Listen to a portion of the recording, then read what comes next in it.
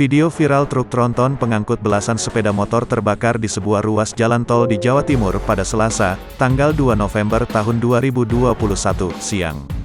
Kobaran api tampak melumat keseluruhan bodi truk, tak terkecuali muatan sepeda motor di atasnya. Tak pelak asap tebal berwarna hitam pekat membumbung tinggi.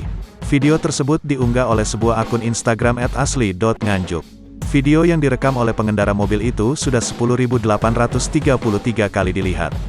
Berdasarkan narasi yang dibubuhi dalam unggahan video tersebut, lokasi insiden truk pengangkut motor terbakar itu terjadi di ruas tol Kertosono.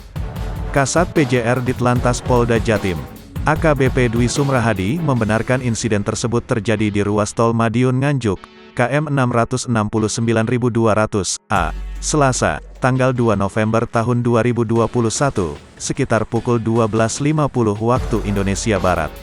Kendaraan truk Fuso bernopol L9627BS itu mengangkut belasan sepeda motor bekas dari arah Jakarta menuju Surabaya.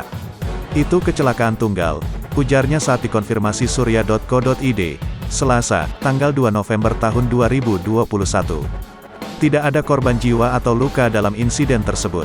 Sopir truk bernama Didik Hermawan 39 tahun warga Jakarta Barat dan Arifin 26 tahun warga Banyumas, dikabarkan selamat.